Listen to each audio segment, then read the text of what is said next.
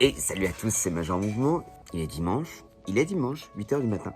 Et je vais donner des cours. Du coup, j'avais envie de vous annoncer exactement, parce que c'est ce moment-là qui est révélateur d'un nouveau contenu que je vais vous proposer qui va s'appeler EB Presque. EB Presque, c'est le podcast vidéo des professionnels de la santé et du sport qui veulent se poser des questions et qui sont passionnés au point de faire des vidéos à 8h du matin, un dimanche, le jour de la fête des pères, avant d'aller donner des cours. L'EBP, vous en avez sûrement entendu parler, Evidence Based Practice, la médecine, la santé, le sport basé sur les preuves scientifiques. C'est un tournant qui a vraiment révolutionné la kinésithérapie depuis une dizaine d'années maintenant en France et qui fait que chaque chose que l'on va envisager, faire, doit être basée sur la preuve scientifique. Cependant, lire des études scientifiques, c'est parfois un petit peu galère.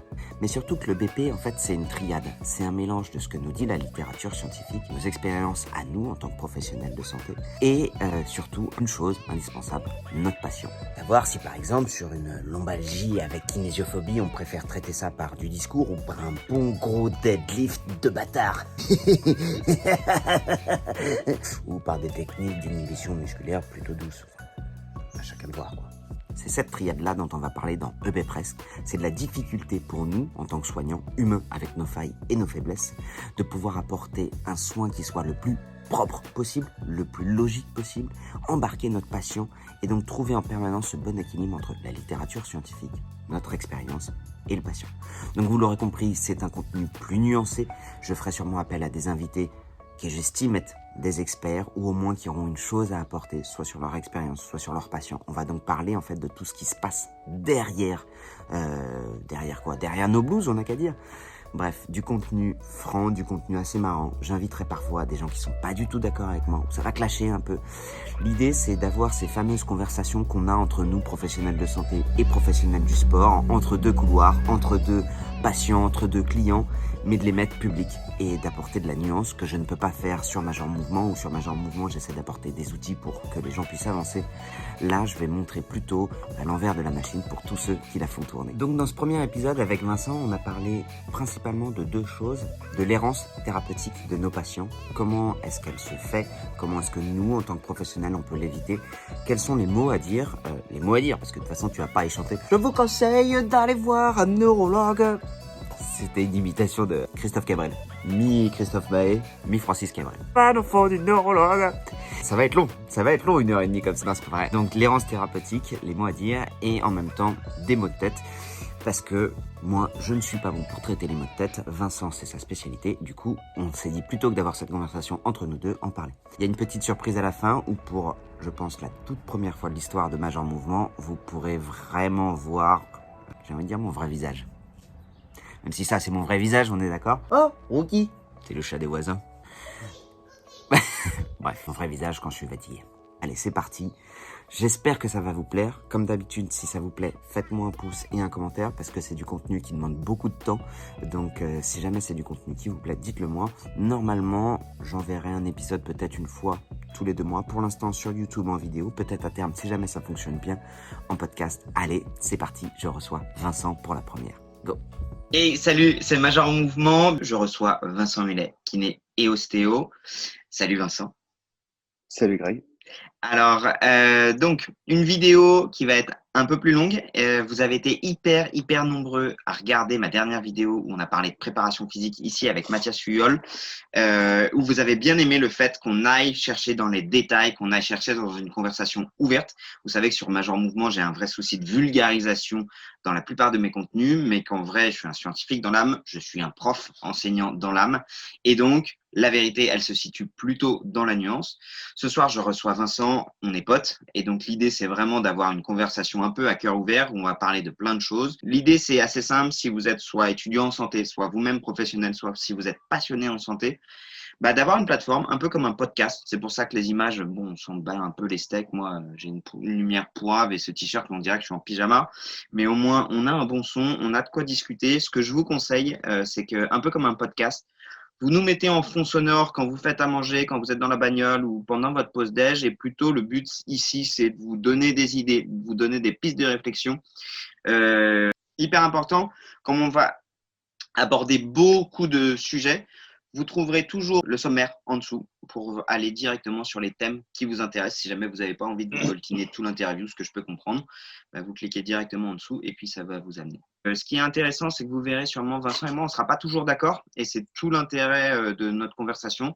Et puis vous avez le droit de ne pas être d'accord. Vraiment, l'idée, c'est d'avoir de la nuance, d'avoir une conversation plus ou moins scientifique à partir de nos expériences. Vincent, je te laisse te présenter en détail. Évidemment, je vous mets ici la chaîne de Vincent. Je vous la mets aussi en description. Vincent, je te laisse la parole. Merci Greg. Alors moi je m'appelle Vincent, je suis kiné à l'origine et puis au bout de 2 années de kiné, j'ai décidé de faire la formation d'ostéo et donc je suis désormais kiné et ostéo et enseignant dans une école de kiné, un peu particulière parce que c'est une école de kiné pour des étudiants malvoyants. Donc finalement, Dans les grandes lignes, c'est ça. À quelque chose près, toi et moi, on a quasiment le même parcours sur le papier. Là où tu as fait ostéo, moi j'ai fait thérapie Ouais. manuelle. Tu l'as fait plus tôt que moi. Moi, je l'ai fait au bout de 5 ans, ma formation. Et on est enseignants tous les deux. Moi j'ai travaillé, j'ai fait de l'humanitaire. J'ai travaillé en Belgique, j'ai travaillé en Suisse, j'ai travaillé au Vietnam, au Cambodge. Et au bout de ces 2 grosses années de voyage et de travail dans plusieurs pays, c'est là où je me suis rendu compte que les choses qui me manquaient, s'il y avait que l'ostéopathie qui pouvait me le proposer. À savoir. Alors, j'ai déchanté sur pas mal de choses et j'ai été convaincu par d'autres. À savoir que on est en 2009 quand je suis diplômé et Je fais une petite parenthèse parce que c'est hyper important. Parce que quand on dit 2009, 2009 pour toi, selon ton cursus de formation, c'est pas 2010 pour moi diplômé. Ou moi en 2010, le BP n'existait pas, donc l'evidence-based practice n'existait pas. Ouais. La médecine basée sur les preuves dans ma formation n'existait pas. C'est-à-dire que moi, j'ai eu une formation, j'ai été diplômé de l'ADERF, principalement empirique. C'est-à-dire qu'on te dit, c'est comme ça qu'il faut faire, garçon, et c'est comme ça que tu vas faire, et si tu n'es pas d'accord, de toute façon, il n'y a que ça. Toi, dès le départ, tu as été formé à un cursus plus scientifique. Voilà. C'est-à-dire que en Belgique, c'était la fac, et la fac avec un protocole universitaire, c'est une fac qui est assez reconnue pour la recherche. Et chaque prof, en fait, nous donnait un cours, par exemple, de 4 heures, ou par exemple de 8 ou 15 heures, et c'était des exposés de leur thèse. À chaque fois, c'était ça. Donc, c'était quand même hyper béton d'un point de vue scientifique. Et c'est là où je me suis dit, voilà la bonne base. La bonne base, je l'ai. Maintenant, qu'est-ce que j'en fais? Et c'est là où je me suis dit, bon, on va voyager un petit peu, on va rencontrer des gens, on va parler à des gens qui viennent du monde entier. Et c'est là où je me suis rendu compte que la kiné classique, dirons-nous, eh bien, ne me suffisait pas personnellement. Encore une fois, je dis personnellement parce que. Oui, on en reviendra après, Oui. mais pour la petite anecdote croustillante, il y a une rumeur qui circule comme quoi tu aurais financé tes études de kiné en étant mannequin. Vrai ou faux? Un peu. Mais pas. C'est improbable quand même. Pas tant que ça. Oui, enfin, c'est comme ça coûtait cher, faut pas se le cacher. Et que je viens d'un milieu, on va dire moyen, normal. Il fallait forcément se débrouiller pour trouver du pognon là où il y en avait. Pour te connaître en vrai, Vincent, et moi je te l'ai toujours dit, moi avant même qu'on soit potes, qu'on discute, je me suis dit, ce mec est trop beau gosse pour être crédible. Il y a un loup quelque part. Et en fait, quand on te connaît en vrai, ça te fait chier. Tu as cette réaction-là en vrai quand on te dit que ça te fait chier. Si tu pouvais, je suis sûr que si tu pouvais choisir, tu aurais voulu ne pas avoir cette gueule-là. Absolument. Après, tout est question d'apprentissage, de être en phase avec ce qu'on est. Et toi, tu es né avec des particularités, je suis né avec des particularités. Et je pense que le vrai plaisir, il est de se rendre compte que finalement, on arrive à être heureux avec ce qu'on a. Tu arrives à être heureux avec ses yeux bleus, et moi, avec ma couille gauche plus haute que ma couille droite, je suis aussi heureux. Si. Le truc, c'est je ne supporte pas qu'on puisse montrer du doigt des gens qui ont des particularités, qu'elles soient bien ou pas bien. C'est des choses qu'on n'a pas choisies, en fait. Ta taille, tu l'as pas choisie. Ton beau sourire, tu l'as pas choisi. Ton regard intense, tu l'as pas choisi. Il y a plein de trucs que tu n'as pas choisi et tu ne mérites pas d'avoir des compliments ou d'avoir une sorte de reconnaissance là-dessus, à mes yeux. La reconnaissance, elle est sur ce que tu fais, ce que tu Sur en tes fais, actes, en fait. sur tes actes Ouais, qui parlent de la qualité de ta personne. je On, pense ça. on pourrait en parler des heures, Vincent. Ce que je te propose, Oui, c'est d'attaquer quand même. oui. La cervicalgie, On commence c'est arrivé cervicalgie en plusieurs. premier? Ouais, on va commencer Dis-moi. par ça parce que ça peut intéresser pas mal de Ouais, monde. Et je vais raconter le vrai ouais. contexte qui est où moi j'ai fait une vidéo sur la névralgie d'Arnold où en gros je donnais ce que nous on avait appris en thérapie manuelle. Je l'explique Oui. simplement où je dis bah voilà la névralgie d'Arnold c'est cette douleur en hémicasque, c'est-à-dire que Mhm. tu as des douleurs vraiment qui viennent là, qui peuvent venir chercher Ouais, derrière l'œil, bref, parfois le long du front, le long de la mâchoire. Et j'explique je me ça souviens. par un phénomène d'irritation du nerf d'Arnold qui peut se faire notamment par des muscles sous-occipitaux, donc les muscles qui sont juste là à la base du crâne, et Ouais, donc longissimus et multifidus, parce que je suis assez nul en anat là où toi tu es assez bon, et qui peuvent être en plus majorés par un spasme et une irritation au niveau du trapèze. Et moi je poste ça parce que c'est comme ça que je l'ai appris, et tu reviens me chercher en me mm, disant écoute Greg, je suis désolé de te dire ça.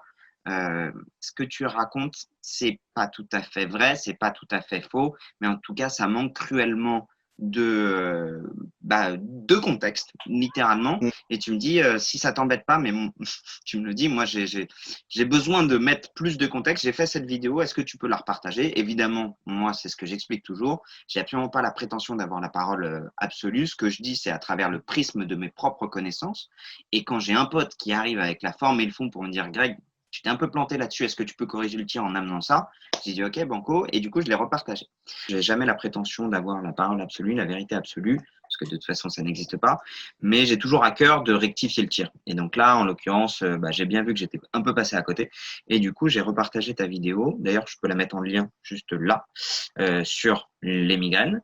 Mais du coup, moi aujourd'hui au cabinet, c'est vrai que c'est une pathologie où je me sens vite limité. En dehors de la simple explication mécanique de la névralgie d'Arnold, bah, j'ai pas d'autres outils Mm. ni de bilan, ni de diagnostic, ni de traitement.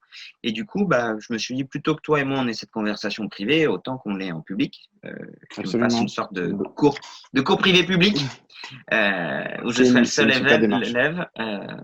pour ça. Donc, qu'est-ce que Ouais. tu voulais me dire? Qu'est-ce que tu as dit et qu'est-ce que tu pourrais nous raconter là-dessus? Bah, la première chose qui est fondamentale, c'est qu'on puisse parler le même langage.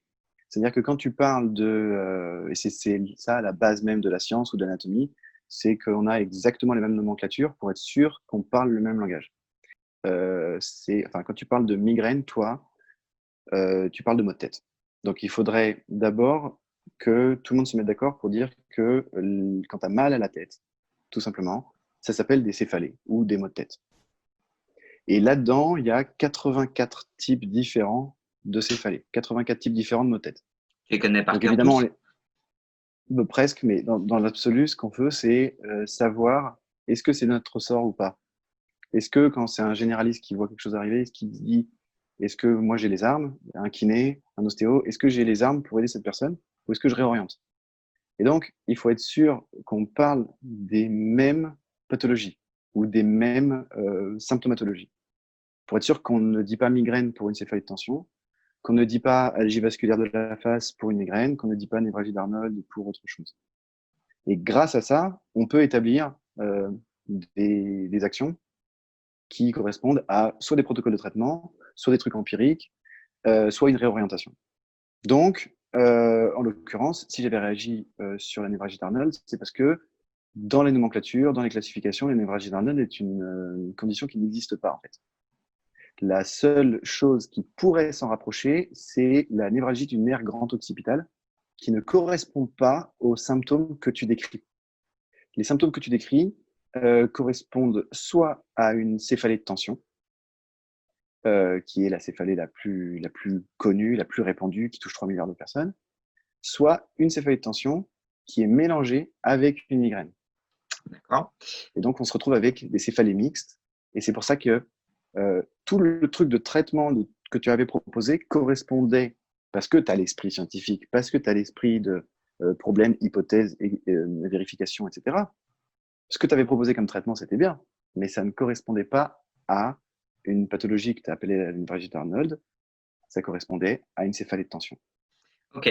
Donc, si je résume, beaucoup de classifications. Et moi, j'ai mis la mauvaise étiquette sur un traitement qui en soi était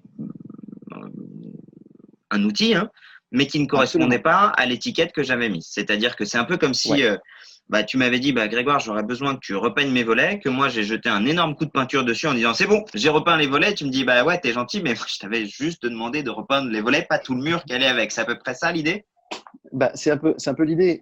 Si je me suis permis de te le dire, c'est parce que je sais que notre cheval de bataille à tous les deux, c'est à la fois de lutter contre les fake news ou les mauvaises informations, et en même temps de lutter contre l'errance thérapeutique.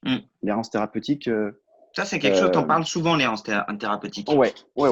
C'est un truc qui est hyper important à mes yeux, parce que on le voit tous les jours au cabinet, des gens qui disent, quand on leur demande de raconter leur parcours, on se dit mais qu'est-ce que c'est que cette histoire? Ils sont allés voir machin, ils ont fait une radio, ils ont fait une IRM, ils ont eu une opération. Tout ça pourquoi? Tout ça pour une lombalgie qui traînait. Et pareil, tout ça pour des maux de tête qui traînaient. Alors que parfois, il suffit de trouver juste, pas quelqu'un qui est vraiment bon, juste quelqu'un qui sait, tu vois, qui va donner les bonnes infos. Toi, les infos que tu donnes sur la lombalgie, finalement, tu ne fais qu'ouvrir des cases dans la tête de la personne. C'est exactement. Moi, je donne des outils. J'apporte pas des réponses. J'ai pas la prétention d'apporter des réponses. Absolument. Parce que ce serait faux. La réponse, elle ne peut être que contexte dépendant, elle ne peut être que patient dépendant, et je dirais même, elle ne peut être que bilan patient dépendant. Ouais. Une réponse va très bien aller pour un patient un mardi, mais la même réponse pour le même patient n'ira pas le jeudi, parce que c'est pas le même corps, c'est pas le même état d'esprit. Et attends, tu soulèves plein de trucs, Vincent. La première chose, on va finir sur l'errance thérapeutique et après revenir sur les migraines. Sur l'errance thérapeutique, excuse-moi. Tu vois, c'est juste le mot qui, parce que si tu, enfin bref, tu le sais. Ouais, je le sais. Mais j'arrête. En plus de ça, tu sais que moi je suis une brêle en orthographe et que toi ça te fait chier quand je fais des fautes d'orthographe. Même t'as arrêté de vouloir me corriger. T'as baissé les bras. Sur l'errance thérapeutique, si tu devais donner un conseil aux patients, parce que finalement, le plus grand perdant dans l'histoire, ça reste les patients. Toi comme moi, quand tu as face à toi, tu vois, là, j'ai fait l'émission de Michel Simès qui est passée sur le mal de dos. Les 4 kinésiophobes, donc peur du mouvement, les 4 lombalgiques chroniques, les 4 étaient issus d'une errance thérapeutique. Les 4 étaient issus à un moment donné, dans leur parcours de soins, elles se tombaient sur un médecin qui leur a dit « arrêtez de bouger ». Un kiné qui leur dit arrêtez de bouger. Et derrière, après, tu as tout le cercle vicieux de la douleur. J'en parle régulièrement, mais pour faire simple, en gros, quand tu as peur de la douleur, il y a ton cerveau qui devient beaucoup plus sensible aux messages d'alerte relativement normaux que t'envoie ton dos. Et tu as une exacerbation du message de la douleur qui entretient, et c'est un cercle vicieux, la peur de la douleur, la sédentarité, la douleur, et ainsi de suite. Et donc, sur ces 4 personnes-là, d'ailleurs, on pourra en parler après. On va en parler dès maintenant, d'ailleurs. On s'égare. Je vous avais dit, c'est l'intérêt de ces True Talk, c'est vraiment. Mais c'est parenthèse sur parenthèse. C'est parenthèse sur parenthèse, mais on va revenir toujours sur le truc. Mais ça branche plein de trucs. Mais un peu comme une conversation de copains. C'est l'idée, parce que toi et moi, au-delà de. On est potes. Ce que je voulais vous dire, c'est que c'était quand même assez incroyable sur ces 4 profils-là. J'ai quasiment fait la même chose. On était sur des douleurs sacro-iliaques avec irritation plus ou moins du sciatique. Il y en avait juste une qui avait un spondylolisthésis avec une irritation du crural. Mais globalement, tu fais tes tests. Les 3 premières qui avaient l'irradiation du sciatique. Irritation du sciatique. J'ai fait l'ASEG croisé, slum test, plus un interrogatoire assez sommaire. Dans les conditions de tournage, c'était difficile parce qu'il me disait « Ok, Greg, on est à côté du lac, on a un joli plan ici, maintenant tu lui poses tes questions et dans 3 minutes, tu lui balances tes exercices. » T'es genre « Ouais, ok, go !» Et donc, coup de bol, y a rien qui ressort au niveau des tests, il n'y a rien qui ressort au niveau bilan. Sinon, à chaque fois, au niveau de l'interrogatoire, j'ai eu un moment mal au dos, on m'a dit d'arrêter de bouger. On m'a fait un traitement qui était purement passif et j'ai traîné des douleurs. Et donc moi, pour les 4, la seule chose que j'ai fait, c'est juste un petit peu mobilisation de bassin avec des techniques type levée de tension. Il y en a une que j'ai trustée au niveau du bassin parce que au niveau des tissus mous, j'avais vraiment le feu vert. Mais c'était vraiment histoire. Alors quand je dis truster, c'est allez, on est entre nous, mais j'ai fait une mobilisation spécifique sans force ni vitesse puisque je suis thérapeute manuel. Hein. On va quand même pas dire que j'ai trusté. je suis pas ostéopathe, mais j'ai fait une mobilisation spécifique. Et donc, et donc, quoi qu'il en soit, on a une diminution des symptômes et roule ma poule. Et après, tu renchaînes sur un message de recommencer à bouger, ça va bien se passer. Ayez confiance dans votre dos. Votre dos peut et doit bouger et il doit porter de la charge. Et donc, sur les 4, j'ai jamais eu un résultat aussi impressionnant en si peu de temps. Et donc, justement, le soir, je t'ai appelé toi, Vincent, parce que je t'ai dit, attends, Vincent, Ouais. il s'est passé un truc de dingue. J'ai Ouais, eu je me 4 souviens. patients, 4 kinésiophobes. Je leur ai fait juste 2 manips et du bon discours. Et en 10 minutes, plus aucun de symptômes sur des lombalgies chroniques qui datent depuis 2-3 ans. Et là, je t'ai dit, Vincent, il y a un truc, c'est pas possible. Et toi, on était en visio, tu avais un petit sourire comme ça, tu m'as dit, Greg, tu sais ce que c'est? Et je t'ai dit, ouais. Ça te fait chier de te le dire. Je dis, ouais. Je dis, bah, c'est l'effet, tu as les caméras de télé, tu as le kiné suivi sur Instagram qui vient de consulter. Et en fait, tu avais un effet contextuel de ouf qui a fait que les nanas, parce que c'était 4 nanas, avaient envie d'aller mieux, quoi. Et donc, c'est là, toi et moi, on était finalement assez fascinés de se dire Ouais.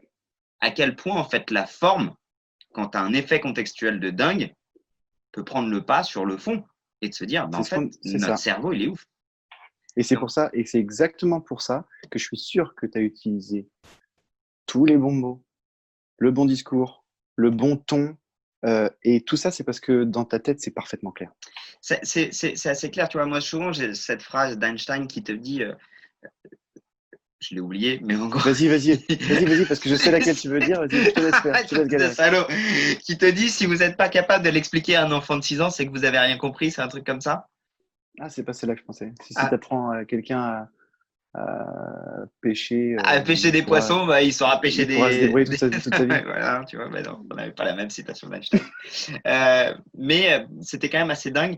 Et du coup, fin de la petite parenthèse, on en revient à la parenthèse d'avant, celle de l'errance thérapeutique, où tu te dis, bah, en fait, ces personnes-là, elles se sont retrouvées en errance thérapeutique parce qu'elles n'ont pas eu les bons mots au bon moment. Elles n'ont pas eu les facteurs favorisants. Qu'est-ce que tu leur conseilles à ces patients qui sont en errance thérapeutique? Parce que c'est facile pour nous qui sachons de dire bah, je ne suis pas la bonne personne, mais les gens ne savent pas qu'ils ne sont pas chez les bonnes personnes. Nous qui savons, et non pas qui sachons, je dis à tous les patients, quand quelqu'un vous dit quelque chose, quand quelqu'un vous donne un conseil, hein, quelqu'un qui a une blouse, quoi, quelqu'un qui a son statut, même un avocat ou n'importe quoi, mais dans le monde médical, c'est encore plus valable. Il faut demander pourquoi. Si tu demandes pas pourquoi et que tu dis amen, t'es déjà pas bon. Et je leur dis ça, et même moi là, tout ce que je vous dis, ça mérite que vous le remettiez en cause, qu'on en discute, qu'on essaie de voir qu'est-ce que ça évoque, etc. Ça mérite ou ça mérite? Ça mérite. Oui, parce que c'est plus la même phrase. Si tu dis ça mérite, ça mérite si vous me remettez. Alors, faut que vous demandez à tout le monde pourquoi, mais sauf à moi, parce que moi, ça m'emmerde quand vous me demandez pourquoi. Justement, c'est même tout ce que je raconte, il faudrait le remettre en cause pour être sûr que vous êtes dans la démarche de mieux vous comprendre. Mais là, c'est-à-dire que le médecin qui dit, et je l'ai dit tout le temps, votre médecin, il vous a dit quoi? Reprenons les mots de tête. Qu'est-ce que vous avez fait comme parcours? Ah, bah, j'ai passé une IRM, j'ai passé une chose. Pourquoi vous avez passé une IRM? Ah, bah, je sais pas, c'est le médecin qui l'a dit. Mais avez-vous demandé au médecin pour quelle raison? C'est pas contre vous, hein. Je veux juste savoir si vous savez dans quelle démarche, qu'est-ce qu'on essayait de chercher. Ah, bah, on essayait de chercher quelque chose qui cloche. Donc, quoi qui cloche, en fait? Et c'est là où tu dis, c'est la petite porte d'entrée pour dire, n'oubliez pas quand même que si on vous dit de faire quelque chose, si quelqu'un dans la rue vous dit, traverse les yeux fermés pour voir, juste vas-y, bah vous n'allez pas le faire. Et sous prétexte que le gars a des diplômes, vous allez le croire? Bah, toujours un peu de méfiance, pas trop, mais ça mérite de comprendre au moins. Juste, c'est quoi la démarche? Mais je l'entends tout à fait, ça, Vincent, mais est-ce que tu ne penses pas que dans ce discours-là, nous deux, on est biaisés parce qu'on a les arguments pour pouvoir remettre en question? Moi, demain, quand j'ai ma Livebox c'est qui pour les tombe en mettre dans la panne… merde. Non, mais bien sûr. Mais attends, parce que le médecin qui dit passer des IRM pour le mal de tête, c'est parce qu'il ne sait pas. Et ça mérite de le mettre face. Il a une responsabilité énorme. Mais nous aussi, regarde, hein. Mais oui, bah, moi aussi. Regarde le nombre de fois où je dis, tu vois, typiquement sur les maux de tête, le nombre de fois où, une fois que j'ai fini ma théorie de la névralgie d'Arnold, visiblement qui n'en est pas une, mais qui serait une céphalée de tension, et que je Oui. mets en place ce traitement qui n'apporte pas ses résultats et qu'elle vient me voir, moi, ma réponse est de dire bah, retournez le voir le médecin parce que faudrait peut-être s'assurer qu'il n'y a rien de grave. Et même moi, dans le spectre qui dit qu'il n'y a rien de grave, je ne sais même pas ces 84 Ouais. Mais causes de. déjà, rien que Enfin, le tu vois, mot, je ne sais même pas ce que ça déjà, peut rien être que en le fait. mot, déjà, rien que le mot grave n'a pas Ben sa ouais. place. Mais Tu tu vois, vois? et c'est dire si à quel point, tu vois, on en revient à ce que tu disais tout à l'heure. Quand vous ne savez pas demander à votre kiné pourquoi, autant sur le mal de dos, j'aurais toujours une bonne, enfin, j'aurais toujours une réponse. J'aurais toujours une réponse pour le mal de dos. Bien sûr. Mais sur le cervical J, quand je sais pas, Vincent, et que quelqu'un me demande un pourquoi, tu vois, je vais finir par dire des mots graves et quelque part avoir un message plutôt alarmant, un peu flippant. Et Ouais. quand tu vas voir un professionnel de santé que normalement il est tout smile comme ça, en plus ce couillon, tu le vois sur Instagram, et que le Bah oui, jour, quand il vient pour ta migraine, il dit bah je sais pas, vous avez peut-être un truc grave, tu sors de là, la traduction elle est j'ai peut-être un cancer du cerveau. Enfin, j'en sais rien, tu vois, mais exactement. et De toute donc façon, c'est les deux trucs dont tout le monde a peur, c'est d'avoir une tumeur qu'on ne verrait pas et qui crée de la douleur, ou alors d'avoir eu un accident vasculaire sans s'en rendre compte et que ça risque de répéter. Voilà, c'est ça. donc tu vois, Le truc, c'est que, moi ça tu vois, enfin, pour te répondre, moi, j'ai tendance à être, comme tu sais, un peu borné et tout ce que, un tout petit peu, limite chiant tout ce quand même. que, tout ce que je maîtrise pas vraiment bien, pas à fond, hein, mais tout, tout ce que je maîtrise pas vraiment bien, soit je l'approfondis, soit je refuse les consultations. Tu Oui. vois, Ah, bah, et oui. le truc, c'est, par exemple, moi, je suis vraiment nul en course. Je sais pas, moi, je fais du foot, tout ce qui est sport cyclique, je suis nul. Et dès qu'il y a un mec qui vient pour quelque chose, pour une lombalgie, une cervicalgie, ou une tendinite, ou quelque chose comme ça, tendinopathie pour les puristes. Putain, à chaque fois les casse-couilles, Ah putain. non, ouais, ouais, ouais. Ok, mais si le gars commence à me dire, qu'est-ce que vous pensez des semelles que j'ai pour courir? Ah, je lui dis, attendez, je peux même pas vous dire A ou B, j'y connais que dalle. Et comme je préfère rien dire que dire une connerie, j'y connais rien. Oui, Et, donc, regarde, en et, faisant ça, et bah Vincent, donc, à ce moment-là, euh, vas-y, excuse-moi, tu voulais non dire un truc. mais je pense qu'on va arriver au même point. Tu contribues à cette errance thérapeutique parce que, regarde, en plus de ça, toi et moi, on est dans une position qui commence à être un peu merdique. Tu me l'as dit. En plus, toi, en tant qu'ostéo, tu peux dire ton nom, ton prénom. Il y a des gens qui viennent voir Vincent Mellet. Au même titre que Ouais, moi, il y en a qui commencent à me retrouver sur les réseaux sociaux et qui viennent bien sûr, voir Major Mouvement, Grégoire. Et du coup, ils ont des attentes qui sont hyper élevées parce qu'ils se disent, putain, ce mec, il y a un biais cognitif, alors je ne l'ai pas en tête, mais qui est énorme, qui est de se dire, bah, ce bien sûr, mec-là apporte des raisons des réponses sur les réseaux sociaux, il doit tout connaître. Or, non, on apporte les réponses sur les sujets qu'on connaît. Raison pour laquelle j'ai bien fait sûr. une seule vidéo sur les mots de tête et que Très j'ai bien. fait. Oui, mais tu vois, pour te répondre, je pense pas qu'on puisse contribuer à l'errance thérapeutique dans la mesure où le petit A, c'est je ne sais rien sur ce sujet, et il doit être automatiquement suivi d'un petit B qui est je connais lui Ah, personnellement, on est d'accord. je On est connais lui d'accord. personnellement, et par exemple, moi, mon collègue, enfin, on est deux au cabinet, mon associé, le mec fait des trails toute la journée. Il fait même des trails dans Paris, il court tout le temps, le mec. Alors déjà, si Et tu il dis qu'il fait sait, des trails dans Paris, excuse-moi Vincent, mais t'es vraiment une bille oui, en course pour l'occasion. Tu ne peux pas oui, faire parce un qu'il faut trail dans Paris. il faut des montagnes, c'est ça? Il faut des montagnes, il faut de la terre, il faut pas du béton, D'accord. de la piste Enfin, cyclable. le mec, il sait tout. Enfin, vraiment, à chaque fois que je parle avec lui, ça, bref, il sait énormément de choses. Il sait pas tout, mais il sait énormément de choses. Et il a tout un réseau là-dessus. Donc, je sais que je vais renvoyer vers lui. Et pareil pour des problèmes pédiatriques. Pédiatrie, je ne Ouais. touche rien du tout. Moi, dès qu'il y a un enfant qui a moins de 10 ans, je dis non, moi, je sais pas faire. Je sais pas faire, je l'ai mis sur Doctolib, je ne fais, voilà ce que je ne fais pas. Moi, l'autre fois, Et, j'en ai une. Attends, je fais juste une petite parenthèse. et Elle tu vient me vois, voir, elle a pris rendez-vous sur. En fait, j'étais en train de parler, ouais, Vincent. Excuse-moi, je te coupe la parole. Donc, quand je te coupe la parole, excuse-moi, le respect de. je, de te laisser me couper la parole. C'était quoi? J'ai une patiente qui est venue pour plagiocéphalie. Je sais pas faire. Ouais, Je sais pas ouais, ouais. faire. Et pareil, j'ai appelé chez le collègue. Bah, finis ton point de vue. Après, je vais revenir quand même là-dessus. Bah, l'idée, c'est quand la réponse a l'air, quand il y a une réponse ou un conseil d'un professionnel de santé, demandez pourquoi. Et si le professionnel de santé a l'humilité, il n'y en aura pas beaucoup, mais a l'humilité de dire, franchement, j'en sais rien du tout, Mais Eh attends, ben, mais ça doit Vincent, se tu peux pas suivre. dire ça. Tu peux pas dire ça. Tu peux pas dire ça. Ben, moi, Attends, mais là, attends, je suis désolé. n'entends pas tous les jours au cabinet des professionnels de santé qui ont dit des choses néfastes pour le patient. Si, mais je pense, j'en sais rien du tout. C'est pas entendu comme de l'humilité. C'est même pas entendu comme de l'incompétence. C'est entendu, je pense, par le patient, genre, votre cas est trop grave pour la santé de manière générale, encore plus pour Ouais. toi et moi qui montrons nos ganaches sur les réseaux sociaux, ou, en gros, vous êtes un cas désespéré. Ah ouais, tu penses? Je pense vraiment que c'est entendu comme ça. Attends, à l'inverse, tu as déjà eu des patients qui viennent te voir et qui te disent, Ouais. ils ont pas trouvé, ils savent pas. Mais dans quel état ils sont, ces patients? Surtout quand c'est Ouais. des maladies, des pathologies chroniques, il te dit, les gens savent pas ce que j'ai. Et je vais te donner un exemple assez simple. Attends. Ouais. Moi, j'ai des douleurs au ventre. J'ai des douleurs au ventre, je m'en suis jamais rendu compte. Mais en fait, une fois, au cours d'une séance d'ostéo, ma collègue, elle me manipule au niveau du ventre et elle me dit, mais Greg, t'as pas des remontées acides?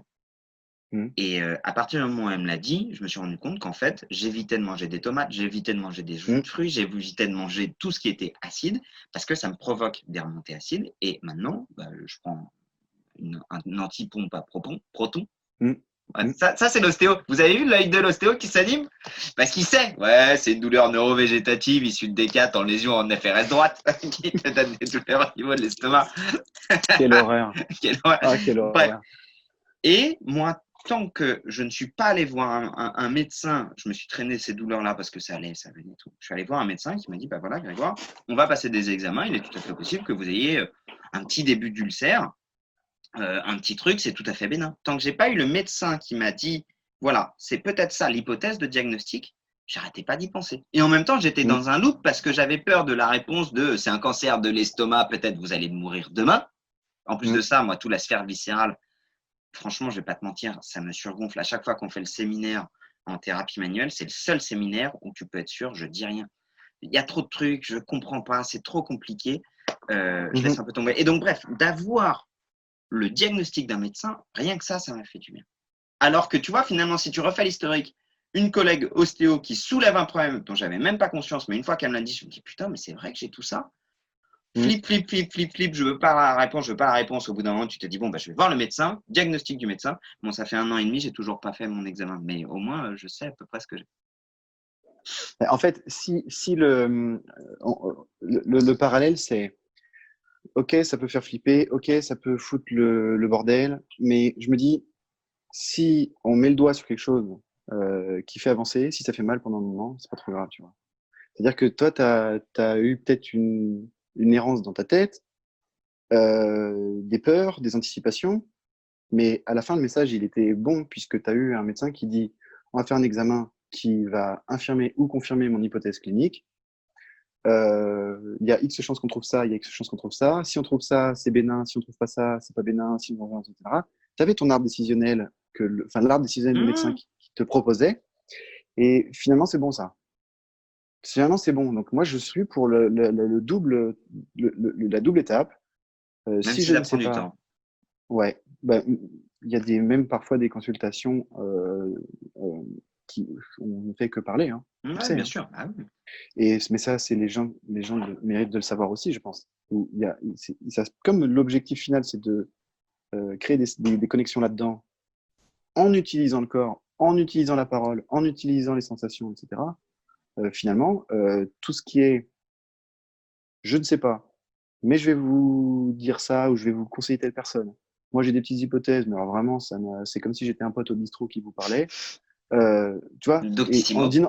voilà, Non, et mais- en disant ça, Ouais. c'est ça. En disant ça, le patient il se dit bon, alors très bien, il sait pas, je vais pas insister plus, mais j'ai deux professionnels de santé de confiance que je vais aller voir. Ok. Et ces gens-là, on peut envoyer un petit texto. T'as pensé quoi de cette personne? Réponse cas hyper simple. Voilà, cas hyper simple pour quelqu'un qui sait. Ok. On va finir sur l'errance thérapeutique parce que je sais qu'on pourrait en parler pendant longtemps. Je vais juste finir sur cette petite phrase. Je pense que finalement, on a la même qui est de dire, moi, quand j'ai pas la prétention d'avoir réponse à tout, mais au moins, j'essaie d'avoir un bon carnet d'adresses. On peut finir là-dessus. C'est bien. C'est bien. On revient au mot de tête, finalement, parce que Oui, ça va avec peut-être plaisir. être, au lieu de faire 1 heure et demie sur l'errance thérapeutique, c'était censé être le sujet. Donc, on revient au mot de tête.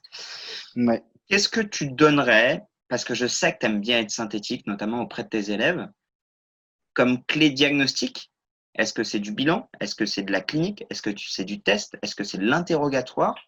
Pour avancer dans ton arbre décisionnel de mots de tête, et en termes de prévalence, quels seraient les mots de tête qui ressortent les plus souvent? Tu as compris ma question ou pas? Absolument. Elle est très claire. Le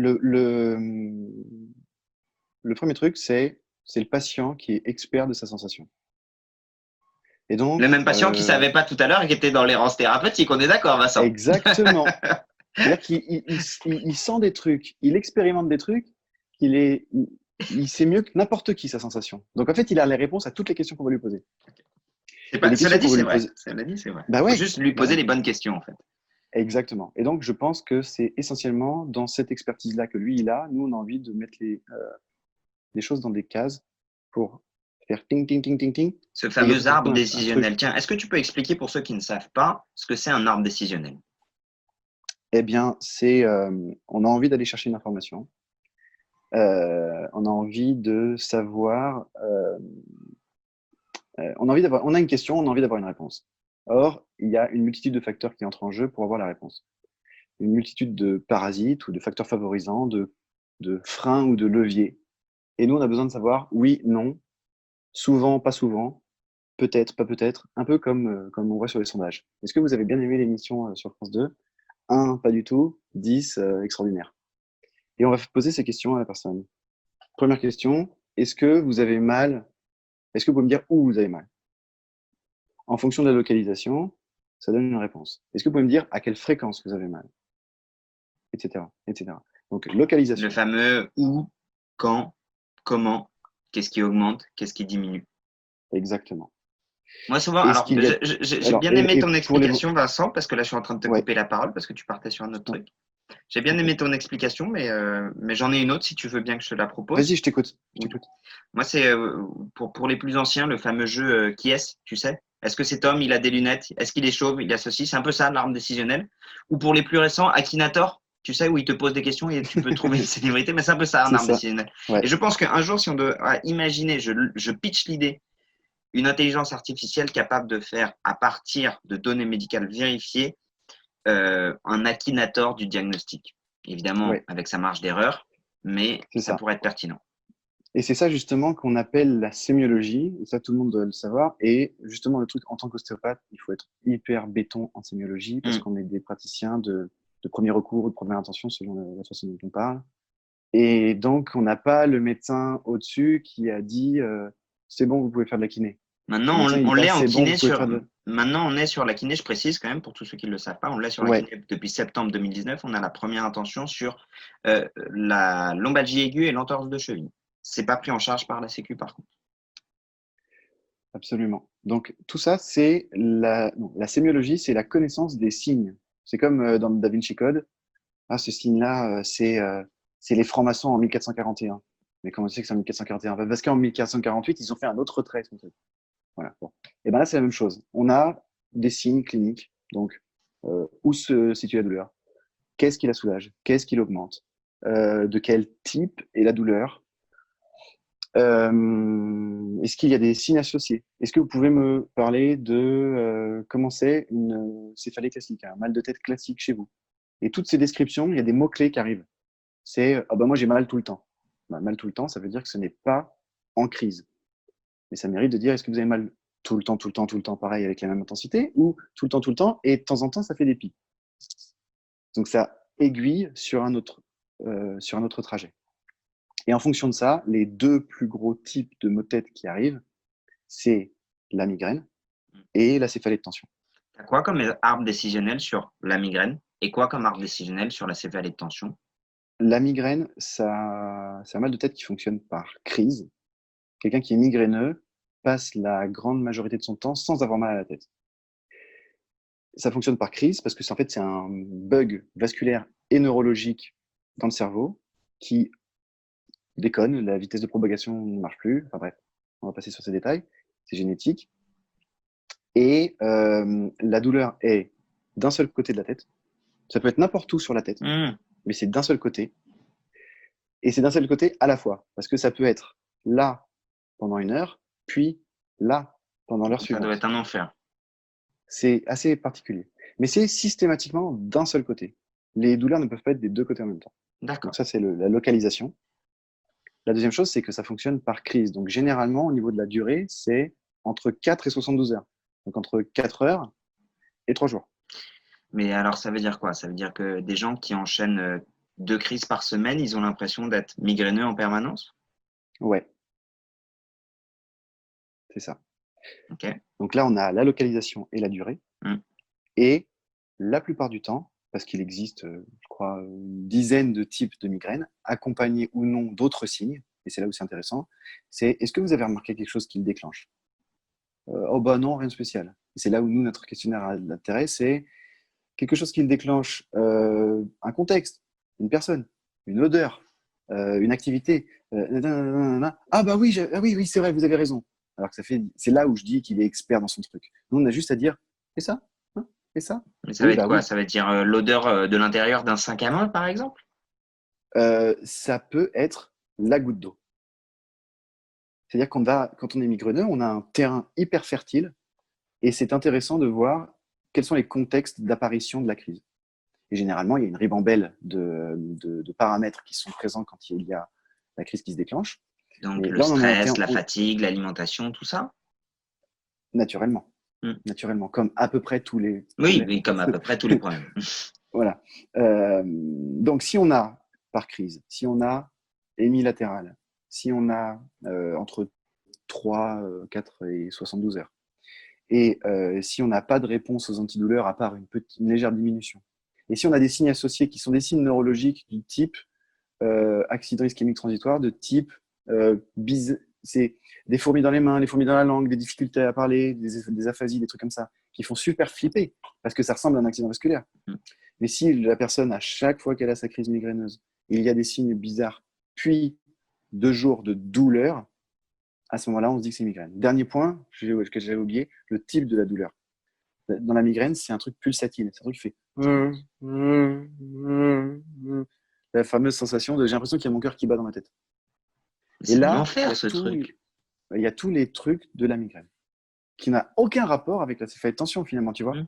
Et pourtant, quand on parle de céphalée de tension, pour moi, quand tu me parlais de céphalée de tension, il y a ce côté, je pourrais sentir mon cœur battre dans ma tête.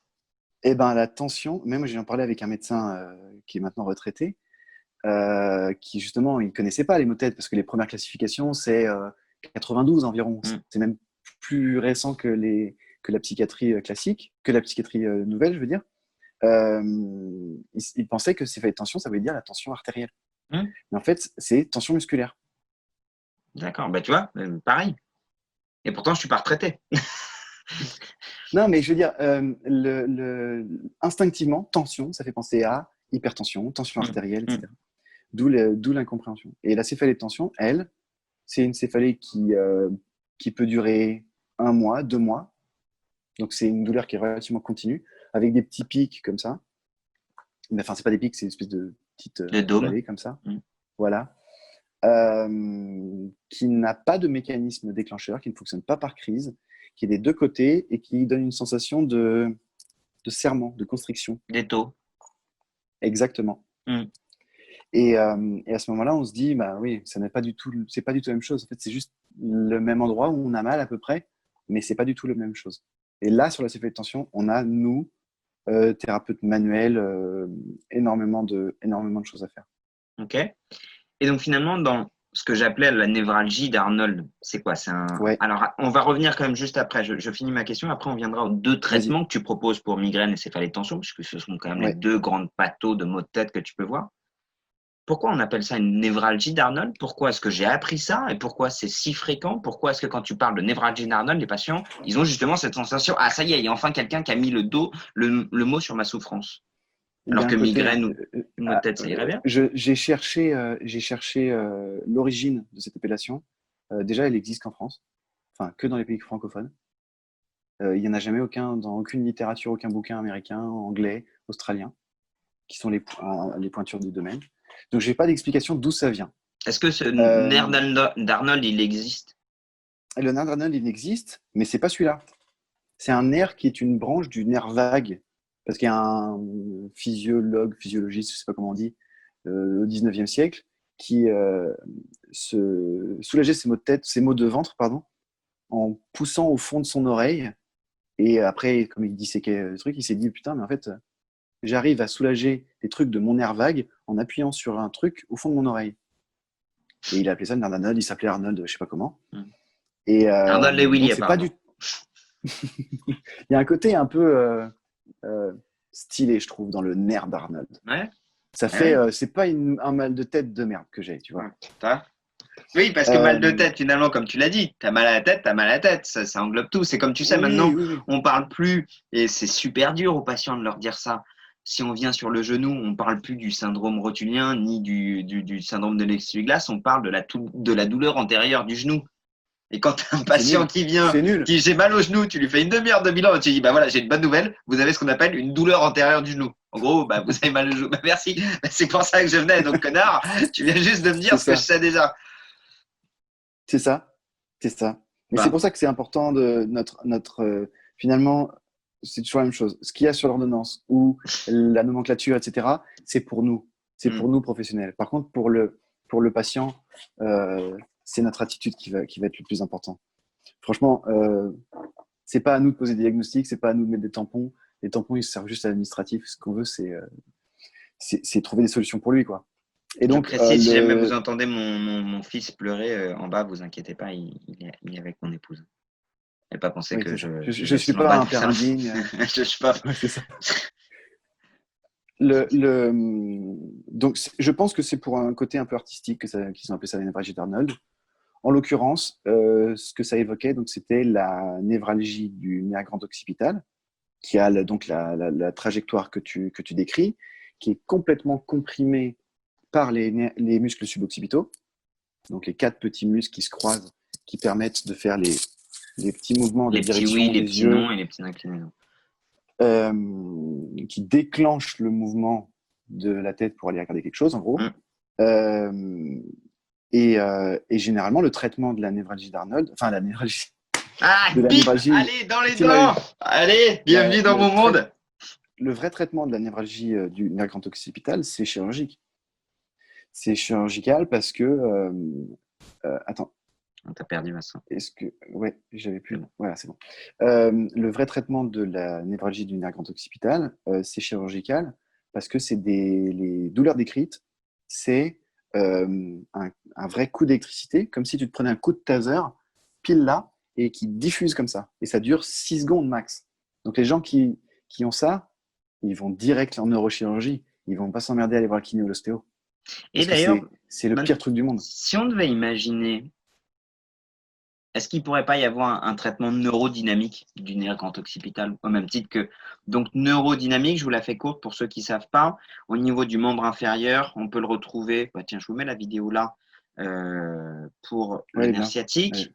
Une autre vidéo là des ULNT pour le membre supérieur où en gros votre nerf c'est comme un câble électrique, hein, il est comme ça et il est contenu dans une gaine. Alors je suis désolé pour l'explication que je vais faire, en plus il y a le zoom de la caméra et donc parfois en fait le nerf il accroche un peu dans la gaine et ça crée une douleur et franchement c'est à la fois des techniques de bilan, donc pour le sciatique ça va être le SLEM test, pour le membre supérieur ça va être les ULNT au niveau, alors je les oublie toujours mais ça va être 1, 2 et 3, tac, qui sont à la fois des techniques de bilan et de traitement, où après on va les mettre en glide, par exemple, qu'on va mettre en tension d'un côté et de l'autre, et ça va donner ça, ou en tensionnaire sur des trucs comme ça. Je te vois en train de réfléchir, Vincent, parce que peut-être que j'ai soulevé un truc que tu trouves intéressant, cette technique. Non, je trouve que tu l'expliques bien.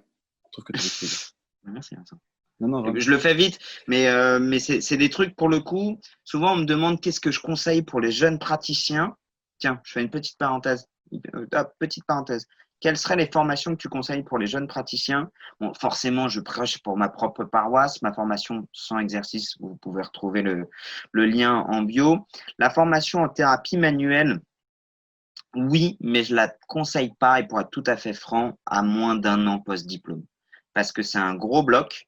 Et si vous arrivez avec votre œil scolaire, vous risquez plus de vous y casser les dents et vous avez besoin d'avoir un œil professionnel et qui a été en échec sur du patient pour pouvoir en profiter. Donc ça, c'est pour Ouais. le petit côté un peu auto-promo de l'ITMP. Mais si je devais mettre d'autres formations qui me serviraient beaucoup, formation en neurodynamique, parce que ça, franchement, ça te change ton bilan, ça te change ton traitement de manière ultra efficace sur toutes les douleurs type neuropathique. Donc, on peut retrouver ça chez McKenzie, on peut retrouver ça notamment ailleurs. La clinique du coureur par rapport à toute la compréhension, la remise en charge progressive de l'optimal loading. Ce seraient les 4 formations que je proposerais. Bon, sachant que j'ai un parti pris pour être tout à fait franc sur les 2 premières, mais je prêche pour ma Moi, je serais pour. Toi, Vincent? En fait, je te suis, mais je vais compléter en disant que je pense qu'il faut vraiment, vraiment être frustré dans sa pratique Ouais. pour créer une espèce Oui. de moteur, une espèce de grosse motivation pour se dire je vais approfondir le truc à fond. Ouais. Parce que finalement, il peut y avoir des formations qui ne donnent pas très envie ou qui ne sont pas très complètes. Mais si c'est un truc qui vraiment prend le thérapeute, il dit moi je veux tout savoir là-dessus et je veux vraiment approfondir, il va faire la formation, il va lire des bouquins, il va peut-être en faire une deuxième qui colle un peu le truc et il va avoir son originalité, sa remise en question. Et c'est pour ça que moi, quand j'ai des étudiants qui sont en 2e année de kiné sur 4 et qui me disent moi je voudrais faire ça, alors je voudrais faire la thérapie manuelle, je voudrais faire ceci. Comme une liste de Noël, tu sais. Ouais. Ça, hein. Mais par exemple, moi je vais répondre. Par exemple, j'ai mal quand je tourne là. Tu me poserais quoi comme question? Oh bah, et là il est perdu. Eh ben, tu sais qu'en cabinet, c'est 100 fois pire que la petite question que je viens de te poser. C'est ça. Alors, essaye de vivre ça avant pour voir ce dont tu as besoin, en fait. Exactement. Je suis entièrement d'accord avec toi. Le souci qu'il y a, je vais prendre l'exemple. Là, j'ai un de mes collègues au cabinet. Il a 2 ans de diplôme. Il arrive sur sa 3e année de diplôme. Il a fait plus de formation que moi. Il a fait ITMP, la première année, thérapie manuelle. Il a enchaîné sur thérapie manuelle du sport. Là, il a enchaîné, je crois qu'il fait le manual concept de chez Captain, je crois. En même temps, il a fait dry needling. Et je crois qu'il s'est fait la clinique du coureur et McKenzie. Et en fait, il est dans un syndrome à la fois un peu de l'imposteur, mais du mec qui sort des études et qui a l'impression de rien savoir et qui va compenser par encore plus d'études. Et je lui dis, mais tu peux pas faire ça parce que ne serait-ce que sur la thérapie manuelle, le premier que tu as fait, t'as pas pu la mettre en place. Et même avant ça, t'as pas pu mettre en place ce que tu as appris à l'école. Exactement. Il faut d'abord vous mettre en échec, et c'est triste pour vos patients, mais vous mettre en échec avec ce que vous avez appris à l'école, dire au bout de 6 mois, au bout d'1 an, au bout de 2 ans, dire bah voilà, ça y est, j'ai essayé de mettre en place tout ce que j'avais appris à l'école et je suis arrivé aux limites du truc, maintenant j'ai envie d'aller plus loin. Et quand tu arrives là en formation, moi je peux vous assurer que j'ai fait, pour le coup, j'avais mis un peu ma vie perso avant mon boulot. J'ai fait la formation en thérapie manuelle au bout de 5 ans. Les 2 premières années de mon boulot, franchement, j'étais kiné, mais j'aurais pu être,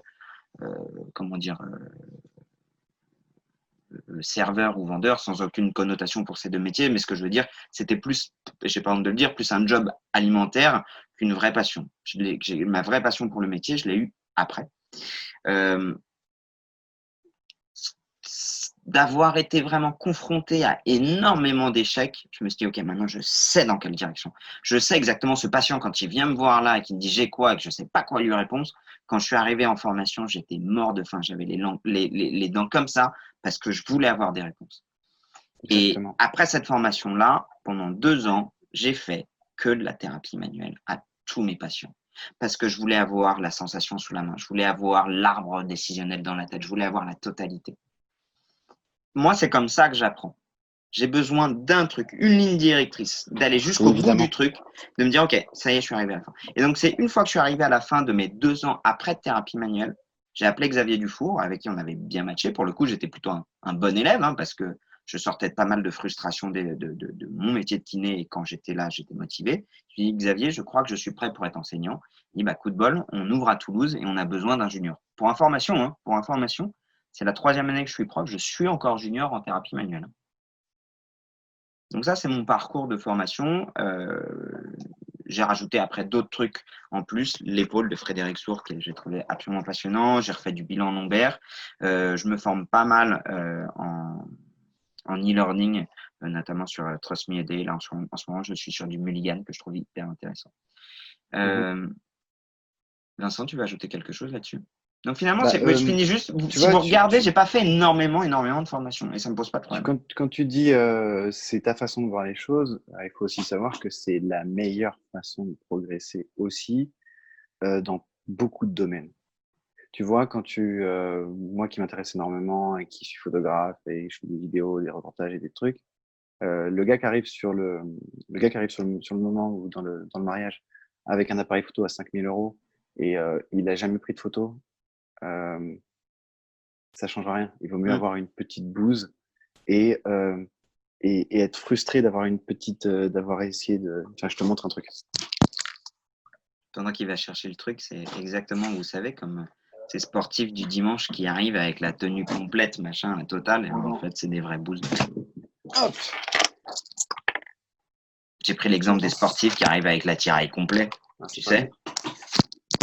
Surtout toi, dans le foot, tu dois les avoir, ces gens-là, Vincent. Tu parlais l'exemple du sportif qui arrive avec son attirail complet, notamment dans le foot, tu dois les avoir. Tu sais, le mec qui vient avec le maillot dernière génération, le short, les meilleures chaussures. Il te raconte toute la théorie qu'il veut avant le match, mais une fois qu'il a le ballon dans les pieds, il passe son temps à se jeter par terre en disant que tu lui as fait une faute. Tu vois, pendant des années, j'ai eu ce petit appareil là qui me permettait de pas faire grand-chose. Coucou. Ça permet de pas faire grand-chose. Et c'est seulement en ayant atteint les limites de ce truc que ça donne envie de posséder autre chose. Et ça va être la même chose dans les sciences, ça va être la même chose dans la thérapie. On a besoin de connaître ses limites pour pouvoir après les dépasser. Ça, j'en suis profondément persuadé. Et c'est valable dans tous les domaines. Dans tous les domaines. Ouais. La patience, une forme de résignation, mais de résilience aussi, de dire putain, je me plante et j'apprends de mes échecs. Exactement. Et tant que tu restes sur une philosophie scolaire, tu n'auras qu'une philosophie scolaire. Ouais. Et nos patients, ils n'ont rien à voir avec la théorie. Même le meilleur des enseignants, même le meilleur des profs, il t'apprendra jamais autant qu'un patient, en fait. Exactement. Je suis entièrement d'accord. Donc, on en était finalement sur les traitements de la migraine, le traitement de la céphalée de tension et puis le traitement de la névralgie du grand occipital. La névralgie du nerf grand occipital, le traitement, il est… avant d'être chirurgical, Vincent, s'il te plaît. Avant d'être chirurgical.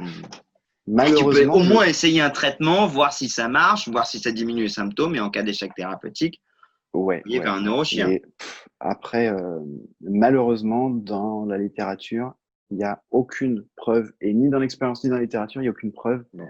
Moi, en 12 ans, j'en ai vu qu'une seule.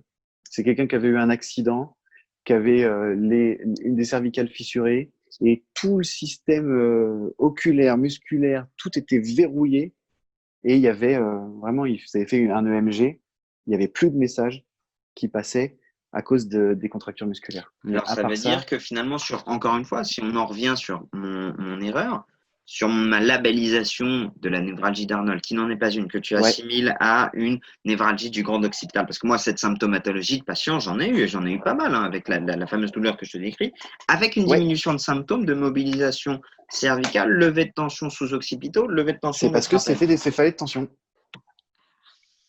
C'est parce que c'était des céphalées de tension. Donc, dans le fond, comme tu n'as pas contribué à l'errance thérapeutique, puisque tu as trouvé des solutions.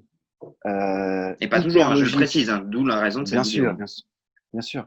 Comme tu as trouvé on prend cet exemple. Comme tu as trouvé des solutions, comme tu as vu l'évolution, comme tu n'es pas passé à côté de quelque chose de grave et que c'est hyper logique, l'appellation, c'est ce qu'on disait tout à l'heure, l'appellation, ça regarde même pas le patient finalement. C'est juste pour qu'on en parle ensemble.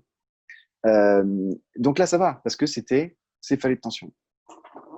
En l'occurrence, si ça avait été une vraie névralgie d'Arnold, le patient ne serait pas revenu 2 fois. Ça, c'est sûr. Ni chez personne. Il serait allé voir le neurologue, et le neurologue, il aurait dit on va faire un EMG tout de suite, aux urgences, et puis on va voir ce qu'on peut faire tout de suite dans les 3 jours qui arrivent. Okay. Donc, traitement de la migraine. Le traitement de la migraine, c'est un traitement pour faire en sorte, parce qu'en gros, le traitement de la migraine, c'est médicamenteux pour un traitement de fond ou un traitement de crise, parce que c'est essentiellement neurologique de base. En revanche, on peut avoir en kiné, en ostéo, en thérapie manuelle, on peut avoir un effet sur la fréquence et sur l'intensité des douleurs en faisant en sorte que le terrain soit le moins fertile possible. Ce qui est Et pour faire en important sorte par que le rapport à terrain, ça, pardon, vas-y. ce qui est hyper important par rapport à la fréquence et l'intensité, c'est deux facteurs que vous devez toujours avoir en tête, quelle que soit la douleur de vos patients. Parce que vos patients, ils viennent vous voir, je dis n'importe quoi, le 1er janvier, ils vont vous décrire j'ai mal, point barre. Après, vous allez faire rapidement sur une échelle de 0 à 10, admettons, pour évaluer l'intensité, ça marche assez bien. Vous avez mal à combien et à quelle fréquence? Il va vous dire, par exemple, au cours de l'interrogatoire, franchement, quand j'ai mal à 7 sur 10, et puis ça m'arrive 4 fois par semaine, et quand ça dure 2 heures. Eh bien, vous allez lui dire, on va mettre en place un traitement, on va voir si ça va diminuer en intensité, si ça va diminuer en fréquence et si ça va diminuer en durée. Et c'est-à-dire que si au bout du 1er mars, il revient vous voir et il vous dit, voilà, j'ai mal à 5 sur 10, j'ai mal une fois par semaine et quand ça dure 20 minutes. Si vous lui posez pas ces questions qualitatives sur la douleur, si vous lui juste demandez comment ça va, il va juste vous dire j'ai mal, sauf qu'en fait avant il avait mal là et là il a mal là. Donc pensez toujours, parce que vous le savez, nos patients ils ont tendance à oublier ces qualifications de la douleur, ils restent juste dans le j'ai mal. Je te relaisse la parole. C'est exactement ça. C'est-à-dire que quelqu'un qui a des migraines, la thérapie manuelle et l'ostéopathie, la kinésithérapie ne lui soignera pas au sens classique. On ne va pas soigner les migraines. En revanche, quelqu'un qui a des migraines, une migraine de 2 jours et demi par semaine, ça fait quand même une 50aine de migraines par an et ça pourrit la vie, clairement. En revanche, si cette personne, on arrive à faire en sorte qu'on diminue la fertilité du terrain psychologique, sensorielle, physique, et ben, si cette personne, elle a 4 ou 5 migraines dans l'année, et ben, ça lui change la vie. Tu me parlais tout à l'heure d'événements déclencheurs. Je t'ai donné l'exemple de l'odeur d'un sac à main, mais il y a ces effets déclencheurs olfactifs, auditifs, émotionnels? Absolument. Absolument. On a, par exemple, pour parler émotionnel, on a en neurologie ce qu'on appelle la migraine du dimanche. C'est la migraine qui se déclenche au moment où justement tout ce qui est adrénaline se calme. Et là, paf, la migraine arrive. Donc c'est des gens dont la vie est complètement pourrie, et abîmée par les migraines, dans le sens où ils travaillent toute la semaine, et le dimanche ils ont une migraine. Donc là, c'est une question de régulation. Paye ton jour de repos, quoi. T'imagines? Donc là, on est sur vraiment une régulation de l'humeur, de l'investissement dans la tâche, etc., etc. Mais on peut avoir des trucs beaucoup plus basiques, comme le rayon de soleil qui arrive.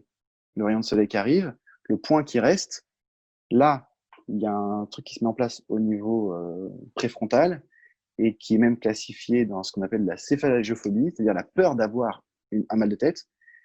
Le truc rappelle directement un truc, l'information, le stimulus rappelle une douleur précédente, une crise précédente, et la crise se déclenche. Des vidéos là-dessus, t'en as déjà fait, Vincent? Non, oui, non, pas plus. Tu me donneras, mine de rien, parce que c'est vrai que là, on brosse un peu en surface. Je sais que tu as déjà fait des vidéos qui vont plus en détail. Tu me donneras tous les liens, je les mettrai là en dessous. Avec plaisir. On avance sur le sujet. Est-ce que tu voulais revenir finir un peu sur les maux de tête? On va tout simplement balayer en 2 secondes.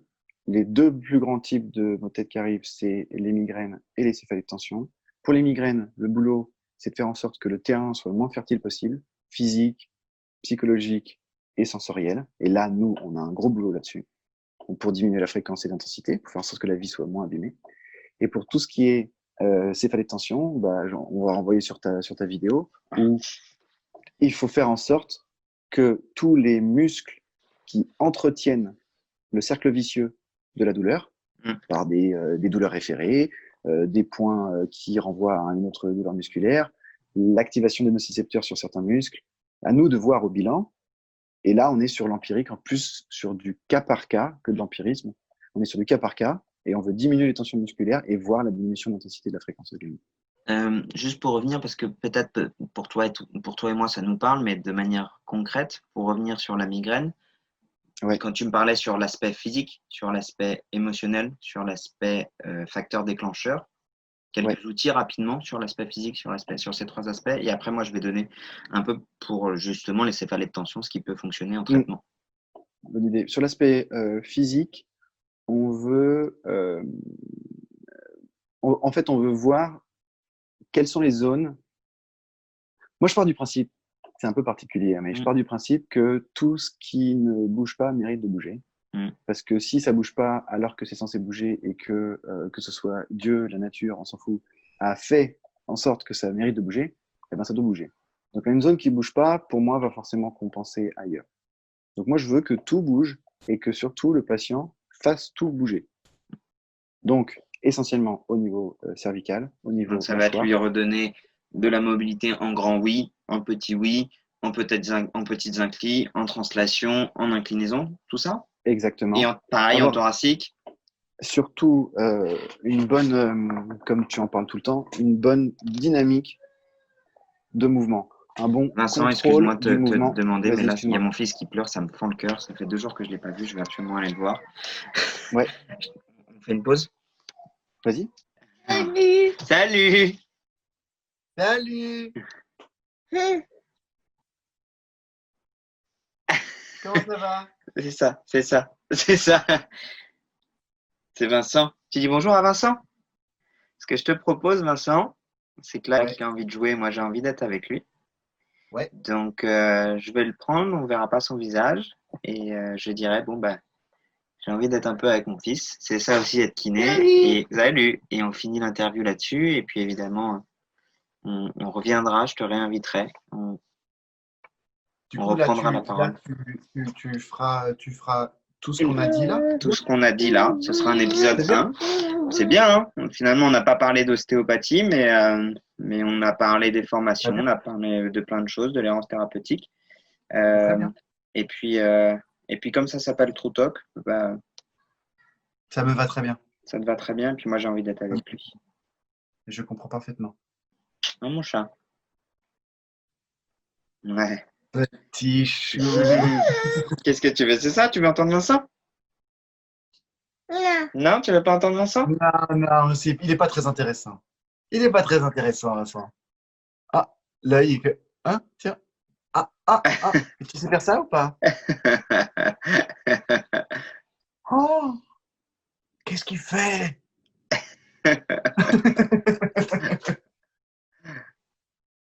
Bon, je te laisse faire ta conclusion. Ça marche. Ce sera peut-être ça ma conclusion, en vrai, Vincent. Je vais peut-être juste masquer son visage et puis dire la vérité. Ouais, vas-y. On a beau être kiné, on a beau être passionné, qu'il y a des moments, il y a des priorités. Et qu'il faut aussi parfois se lâcher un peu la grappe. Et que si on n'est pas à jour sur les dernières études scientifiques, il y a d'autres priorités qui sont plus importantes. Et que quand ils nous disent qu'ils ont envie de jouer avec nous, c'est pas le moment de faire des podcasts. Je crois que tu es d'accord avec moi, non? Entièrement d'accord. Moi, je vais aller faire du foot avec ma fille. Exactement. On finit là-dessus, Vincent. Merci de nous avoir suivis. C'était hyper intéressant. On a appris plein de trucs. Moi, j'ai appris plein de trucs. Je trouvais ça super bien de pouvoir parler un peu sur un format complètement décomplexé. Ouais. Comme quand toi et moi, on discute pour de vrai. J'espère que vous aurez appris des trucs. Et au moment où je suis allé chercher mon petit-fils, je me suis dit, tiens, et si j'allais pas appeler, plutôt que de l'appeler True Talk, de l'appeler Conversation avec un kiné, et de faire venir des kinés de différents horizons, de différents parcours qui nous partagent avec nous. Eh oui, le piano. Ah, toi aussi, Donc, tu as le piano juste à côté. Ah, Regarde. j'ai le piano juste à côté. Ah oui, vas-y, mon lapin. Donc, Vincent, on va finir là-dessus. Les priorités Très bien. sont à nos familles avant tout. Donc, Exactement. si jamais ça vous a intéressé, n'hésitez pas à aller voir la chaîne de Vincent et peut-être que si jamais ça vous plaît, on fera un épisode 2. Peut-être que j'irai chercher d'autres kinés au parcours de mannequins atypiques. Mais en tout cas, moi, je prends énormément de plaisir. Et tu vois, typiquement, avant ça, je le faisais sur un live Instagram. Et puis, même si c'était plus interactif, ça se perdait dans les méandres des 24 heures des lives Instagram et des questions. Là, au moins, on a une trame, une discussion qui me plaît bien. Donc, évidemment, si jamais ça vous plaît, dites-le moi parce que c'est vachement de temps, mine de rien. Ça occupe 2 kinés diplômés qui pourraient s'occuper de patients, qui pourraient s'occuper de leur famille. Donc, au moins qu'on sache si jamais on fait ça pour les bonnes raisons. Si jamais ça vous inspire, si jamais ça vous plaît, si jamais ça vous motive et si jamais vous voulez participer, si vous-même vous êtes kiné avec un avis bien tranché qui est d'accord, pas d'accord avec le mien, vous avez vu qu'on n'était pas toujours d'accord et c'était peut-être même pas plus mal. Vincent, je te laisse le mot de la fin. Eh ben, merci beaucoup de l'invitation. Et puis, à bientôt, mais en vrai. Mais en vrai. Ouais. Ciao. Salut.